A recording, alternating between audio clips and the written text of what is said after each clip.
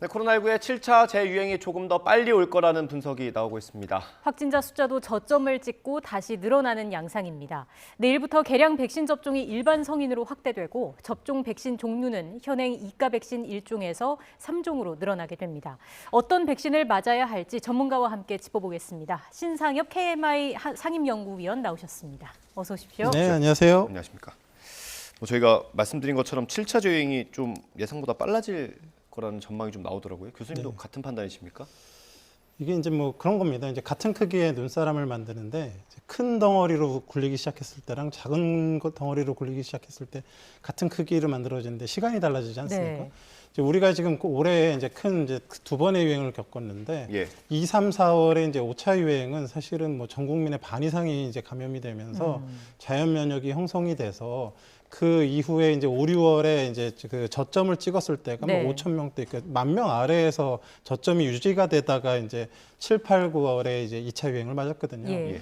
그런데 지금 7, 8, 9월 2차 유행은 사실은 확진자 수가 그렇게 많지가 않습니다. 네. 5차만큼. 그래서 지금 자연 면역자가 이제 그렇게 숫자가 많지가 않다 보니까 그거에 의한 도움을 받지를 못해서 정점을 찍고 굉장히 완만하게 내려왔거든요. 그래서 아마 지난주가 아마 저점이었던 것 같은데 최소 저점이 2만 명 이상, 한 3만 명대의 저점을 찍고 지금 다시 올라가려고 하고 있습니다. 그러니까 네. 5천 명에서 시작하는 거와 이제 3만 명에서 시작하는 거가 이게 이제 지금 사실 4만 명이 이제 이번 주에 나오고 있는데 더블링 두 번만 하면 지난 그 6차 유행의 최저점이 18만 명이 나오거든요. 예. 그래서 지금 사실은 이 저점이 높게 그 이제 유행이 시작한다라는 거는 사실 이 유행을 이제 관리하기가 좀 이제 어려운 부분들의 이제 요소들의 하나로 생각이 되고 그러니까 유행이 오는 시간 역시도 좀 더 빨라질 가능성이 있는 거죠. 그럼 그만큼 유행이 왔을 때 기간도 더 오래 지속될 수 있다고도 볼 수 있을까요? 이제 유행의 기간은 결국은 정점을 찍고 나서의 이제 그 변이나 다른 네. 요소에 이제 따라서 달라지는데 실제적으로 지금의 이제 그 우리가 이제 5, 6차 유행보다는 지금 가을철에 겪는 7차 유행이 지금 규모가 더 작게 오기가 좀 어려울 정도의 지금 저점을 형성을 하면서 이제 올라가고 있다까지는 얘기 드릴 수 있을 것 같습니다. 예. 재유행 횟수만큼이나 지금 변이도 많이 나오고 있습니다. 이게 뭐 저희도 그렇지만 시청자 여러분들도 외우기가 어려울 정도로 지금 다양한 변이들이 나오고 있고요. 뭐 BA 뒤에 숫자가 붙었던 것들이 많은데 지금 나온 건 BQ1이라고 하더라고요. 이건 어떤 변입니까?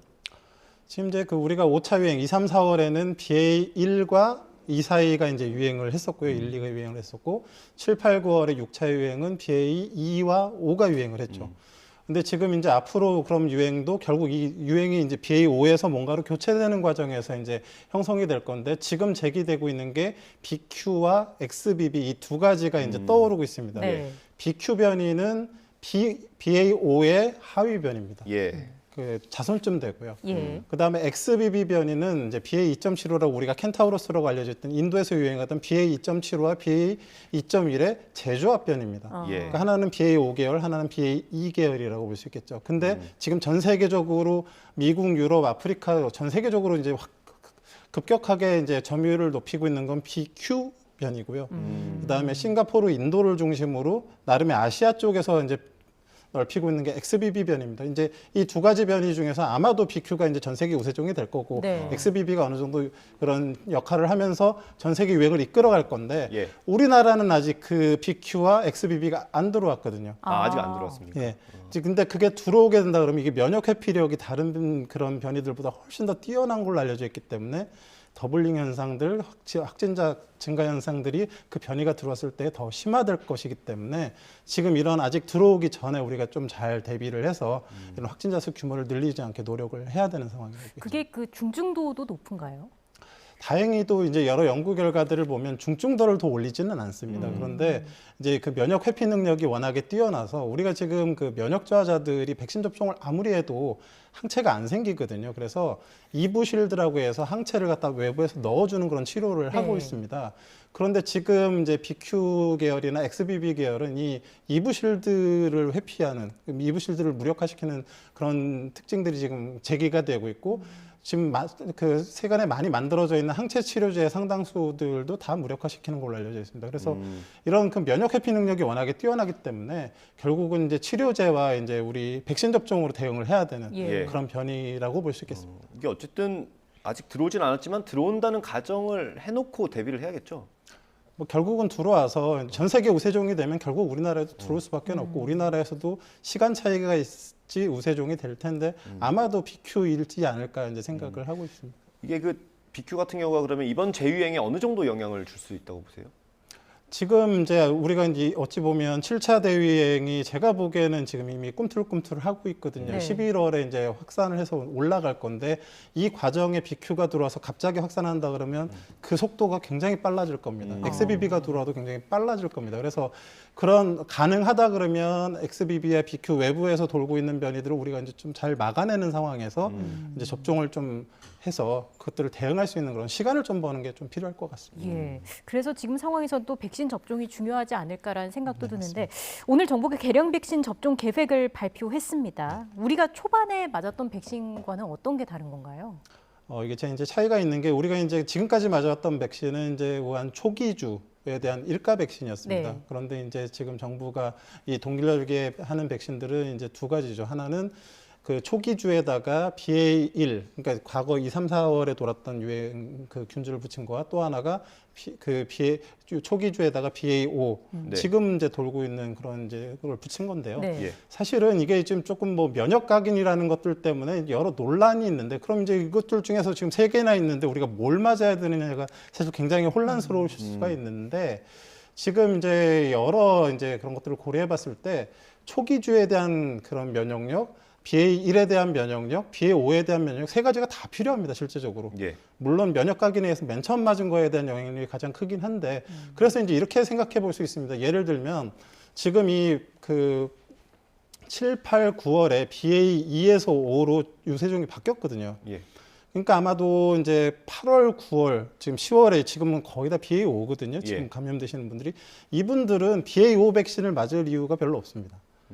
그런데 이제 그 이전에 감염되셨던 분들 아마 뭐 7월 정도나 그 이전에 자연 감염이 되셨던 분들은 BA2에 감염돼 1이나 2에 감염됐을 경우가 많거든요. 네.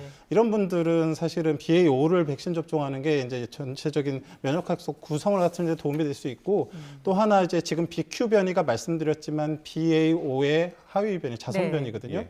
지금 어느 정도의 그 교차 면역성을 가지고 도움이 될 수도 있습니다. 그래서 상당 부분은 우리나라 국민들 중에 상당수는 BA5 백신을 맞는 게 이제 유리한 부분들이 있을 수 있고요. 예. 늦게 감염되신 BA5에 감염됐을 시기에 계셨던 분들은 이제 그 4개월 정도 지나야 이제 백신 접종을 하게 됐을 때 그땐 BA2를 맞아도 괜찮겠다라는 생각을 합니다. 예. 근데 이게 지금 어르신들도 많을 테고요. 자기가 뭐에 걸렸었는지 그러면 어떤 백신을 맞아야 되는지 이거 판단하기가 되게 어려울 것 같은데 어떻게 해야 됩니까, 그럼?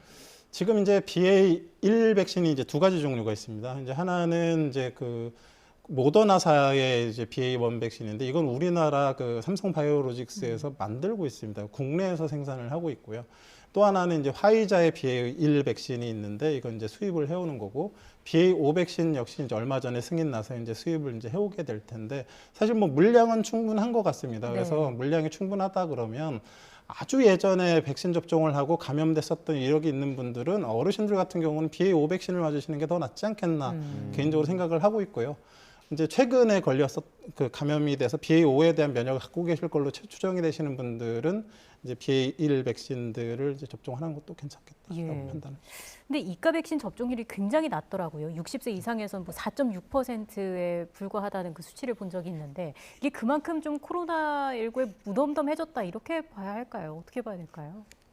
사실 뭐 이렇게 백신 접종을 너무 자주 하다 보니까 국민들이 좀 지치신 부분들이 있죠. 그래서 백신 접종을 해도 좀 아프고 코로나에 걸려도 아프고 네. 뭐 어차피 아픈데 뭐 이런 이제 마음들이 있으신 것 같은데 지금 보면 지금 많은 그 이제 우리보다 먼저 겪은 나라들에서 접종한 나라들에서 이제 데이터들이 나오고 있는데 이 이가 백신을 접종했을 때의 그 입원 예방률이나 이런 부분들이 상당히 높게 나타나고 있거든요. 이렇게 추가 접종을 했을 때. 그래서 이제 특히나 이제 지금 맨 처음에 이제 우선 접종 대상이 되셨던 60세 이상이나 면역 저하자들 또 그런 고위험 시설에 계신 분들 같은 경우는 반드시 좀 2차 이가 백신을 맞으셨으면 좋겠고요. 네. 지금 그 이제 사실 제가 맨 처음에 걱정한 거는 이 이가 백신이 생산이 좀 한정적이다 보니까 예. 사실 전 국민 좀 충분히 맞을 수 있을 만큼 이제 확보를 할 수 있을까를 걱정을 했는데 오늘 이제 정부에서 지금 18세 이상 모두 다 맞을 수 있게 얘기를 하는 걸 보면 이제 어느 정도 물량 확보에 자신이 있는 것 같거든요. 예. 그러니까 이제 뭐 18세 이상의 이제 꼭 접종이 필요하신 분들 분명히 그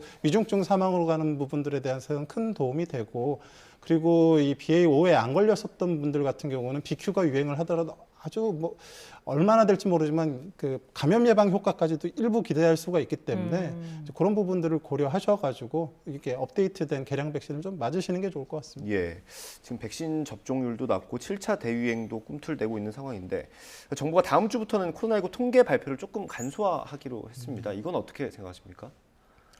글쎄 이제 뭐 저 같은 경우도 보통 이제 홈페이지에 들어가서 이렇게 숫자를 보고 하지 뭐 보도자를 잘 읽어보지는 않곤 했는데 이제 그렇습니다. 뭐 보도자료 형태로 나오든 이제 그걸 갖다가 없애는 게 아니라 이제 홈페이지에 그 숫자들을 다 이렇게 올려놓겠다고 하시는데 이제 결국은 필요한 사람들이 정부의 발표나 이런 정보들을 잘 인지할 수 있게만 해준다 그러면 사실 별 문제가 없다고 돼 있고 네. 생각을 하고요. 다만 이제 그런 걸 보는 데 있어서 이렇게 보도자료 형태보다 이게 좀 이렇게 부족한 부분들이 없도록 그런 시인성이나 이런 그 자료 확보하는 데 있어서 어려움이 없게만 해준다 그러면 뭐 그 자체가 뭐 큰 뭐 영향이 있다라고 생각하지는 않습니다. 그래도 이제 겨울 재유행이 우려되는 상황이고 이런 상황에서 국민이 좀 관련 정보를 신속하게 전달받으려면은 뭐 어떤 특별한 장치가 또 보완이 돼야 할까요? 사실 지금 조금 말씀드리고 싶은 게 뭐냐면요. 예. 이제 뭐 멀티데믹 이런 얘기를 하는데 지금 이제 우리가 코로나19에 이제 거의 3년간 이제 고생을 하면서 코로나19에 집중을 해왔다 그러면 올해는 이제 코로나19만 신경을 써서는 안 되는 상황이거든요. 그렇죠. 이제 코로나19 뭐 아마도 지금 이제 뭐 7차 유행을 한다 그러면 전 국민의 뭐 한 4분의 1 이상 정도는 감염이 될 텐데 독감이 지금 유행을 하고 있습니다. 네. 이제 뭐 남반구 같은 경우는 5년 이래 제일 큰 유행을 이미 겪었고요. 어, 근데 독감이 대규모 유행을 할 때 전 국민의 10에서 20% 이상이 걸립니다. 예, 그러니까 코로나19에도 20, 30%가 걸리고 독감에도 10에서 20%가 걸리고 거기에 지금 영유아들 같은 경우는 이제 사람 메타뉴모 바이러스나 호흡기 세포 용학 바이러스가 유행을 하고 있는데 그런 바이러스들은 영유 입원율을 높입니다. 그럼 이제 확진자 수가 이 감염으로도 많아지고 저걸로도 많아지고 이러면서 사실 그 감염병에 걸리는 사람들이 어떤 종류든 많아지고 의료 시스템의 부하나 이런 부분들이 사실 있을 수도 있거든요. 예. 그리고 특히나 영유아 같은 경우에 입원실이나 이런 부분들에 대한 그런 대비들이 종합적으로 봐야 되는 부분들이 있습니다. 그래서 코로나19 자체에만 집중할 것이 아니라 네. 코로나19도 19에 대한 대비지만 독감의 흐름들 그리고 다른 바이러스의 흐름들을 다 같이 인지해서 이렇게 종합적으로 이렇게 판단하고 이제 이런 것들 언론에서도 그런 부분들을 좀 다뤄주는 것이 저는 필요하다라고 생각을 합니다. 네, 그 어느 때보다 신경을 좀 많이 써야 하는 가을, 겨울이 되지 않을까 싶습니다. 오늘 이야기 여기까지 듣겠습니다. 신상혁 KMI 상임연구위원과 함께했습니다. 고맙습니다. 고맙습니다. 고맙습니다.